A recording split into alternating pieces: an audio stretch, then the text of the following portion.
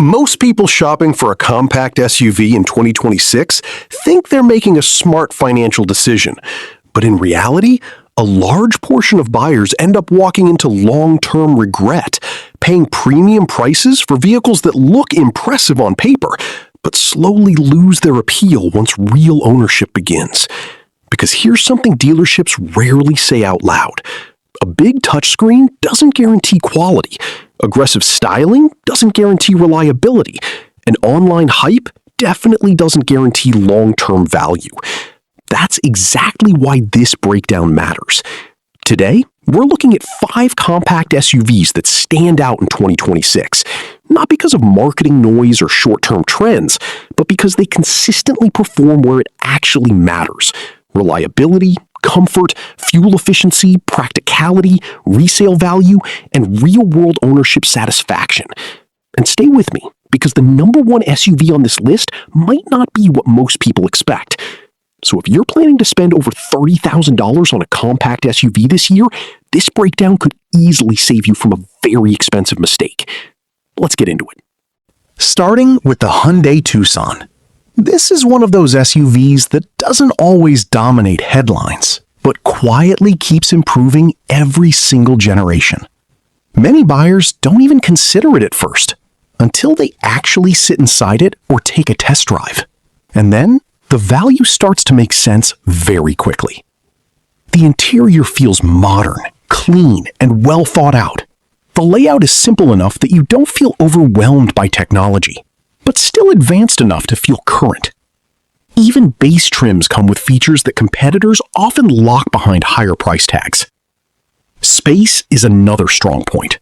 It's genuinely practical, comfortable seating in both rows, solid cargo capacity, and enough flexibility for daily commuting, family usage, or long-distance travel without feeling cramped. Now, the hybrid version is where things get even more interesting. Fuel efficiency is strong, yes, but what really stands out is how smooth and calm it feels on the road.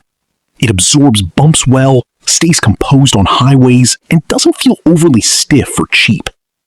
It's not the most talked about SUV in the segment, but in terms of overall value, it's quietly becoming one of the most underrated picks in 2026.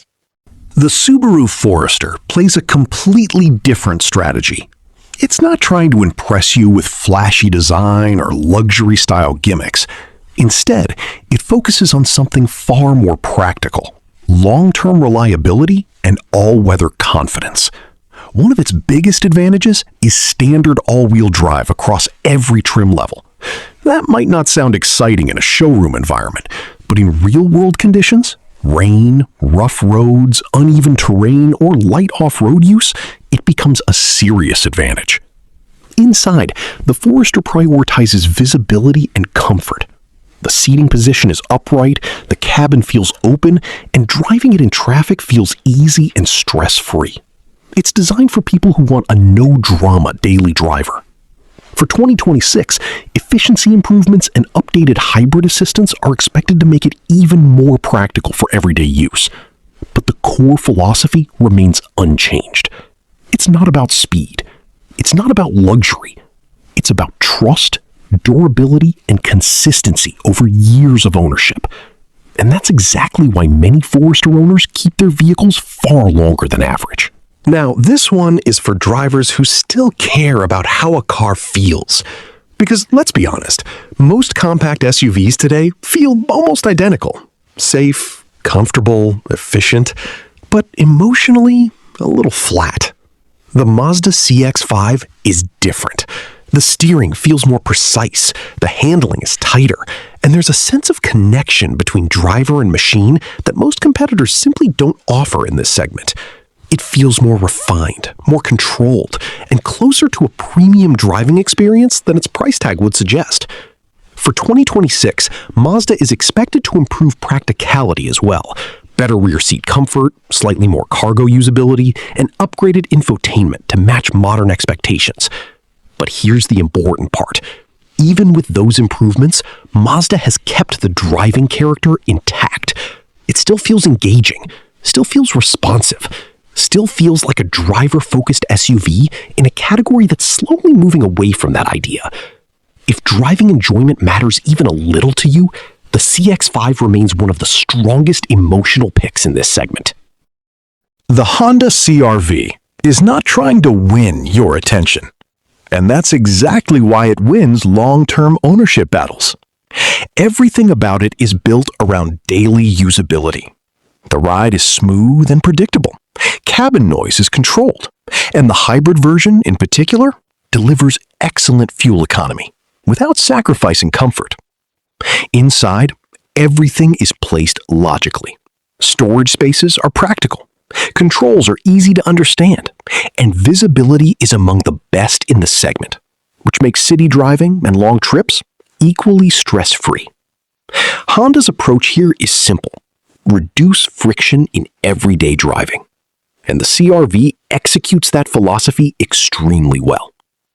Then there's reliability, not just short-term dependability, but long-term consistency that keeps it relevant even after years of use.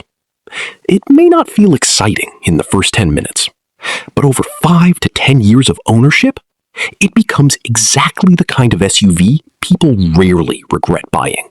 And finally, the Toyota RAV4. This is still expected to remain the benchmark in the compact SUV category. Toyota has steadily pushed the RAV4 lineup further into hybrid territory, and that shift aligns perfectly with what most buyers actually want in 2026. Efficiency without sacrificing dependability. Because the RAV4 already excels in the areas that matter most: fuel efficiency, reliability, resale value, and long-term ownership satisfaction. The hybrid system simply strengthens those advantages even further. On the road, it doesn't try to be sporty or overly luxurious. Instead, it focuses on balance, stable performance, predictable handling, and strong real-world efficiency. Toyota has also refined technology and safety features for 2026, making the interior feel more modern while still keeping its core identity intact. But the real reason the RAV4 stays at the top is simple.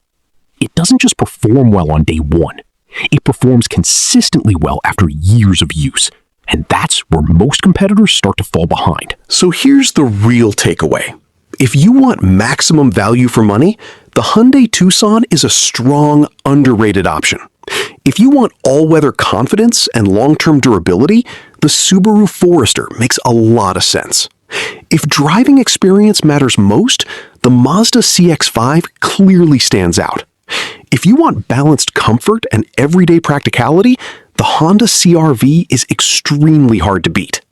But if you want the most complete long-term ownership package overall, the Toyota RAV4 still remains the safest all-round choice in this segment. Now, I want your honest opinion. If you had to buy one of these SUVs in 2026, which one would you actually choose? And why? And if you already own one of them, has your experience matched the reputation or not? Drop your answer in the comments. Your experience might actually help someone avoid a bad decision. And if you want more straight, no-hype breakdowns like this, where we focus on real ownership value instead of marketing noise, then subscribe now, because the next video might save you even more money than this one. See you in the next one.